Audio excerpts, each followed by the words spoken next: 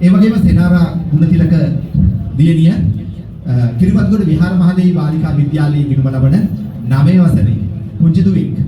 ඉතින් ඒ දියණිය ඒ වගේම ගම්පහ දිස්ත්‍රික්කයේ සියලු ළමා සමිති ළමා සමාජ නියෝජනය කරමින් දිස්ත්‍රික් මට්ටමේ ක්‍රියාත්මක වන දිස්ත්‍රික් ළමා සභාවේ ලේකම්තුමිය වන්නේත් සෙනාරා ගුණතිලක දියණිය.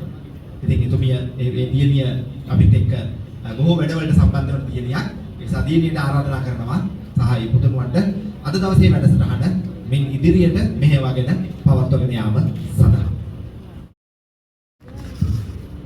අද පුංචි පැලයක් කියන්නේම හෙට මහලොකු ගහ.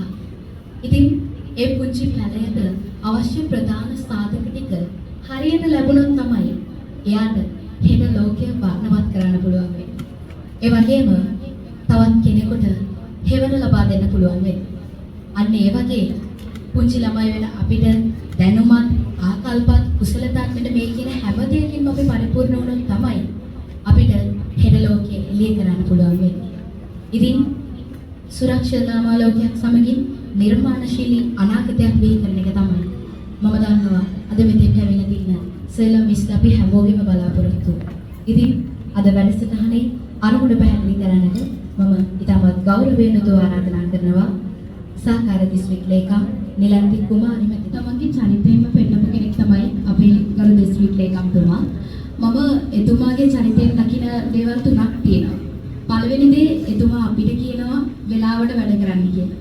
ඒ වගේම තමයි හැමදාම කතාවක් කළොත් අපිට කියන දෙයක් තමයි පුතේ වෙලාවට වැඩ කරන්න ඉගෙන ගන්න කියලා. ඒ වගේම තමයි මොන තරම් වැඩ ගොඩක් තිබ්බත් එතුමාගේ බල ප්‍රදේශය තුල ළමයින්ගේ වැඩක් වෙනවා අනිවාර්යෙන් ඇවිල්ලා යනවා. අපි වෙනුවෙන් වැඩ කරන අපේ ආරක්ෂාව ගැන හිතන කෙනෙක්. ඒ වගේම තමයි ළමා නායකත්වයේ ගැන හරියට වද වෙන කෙනෙක් තමයි අපේ දිස්ත්‍රික් ලේකම්තුමා. ඉතින් ඔබතුමාට මේ සභාව ආමන්ත්‍රණය කරපු එක ගැන ගොඩක් ස්තුතිවන්ත වෙනවා. එක පැත්තකින් ළමා ආරක්ෂාව ගැන කතා කරනකොට මට මතක් වෙන්නේ ජාතික ළමා ආරක්ෂක අධිකාරිය. ඉතින් ලංකාවේ ඉන්න දරුවෝ වෙන ඔයාගේ මගේ වගකීම අපේ ආරක්ෂාව ගැන වගකීම තියෙන්නේ අපේ ගරු සභාපතිතුමියන්ට. ඉතින් අපි දකිනවා අපේ ඉන්දිකස වැඩ කරන විදියට ඔබතුමියගේ ගරු උපදේශනයෙන් තමයි අපිට මේ වගේ වැඩ ටිකක් ගම්පහ දිස්ත්‍රික්කය තුළ කරන්න පුළුවන් වෙන්නේ.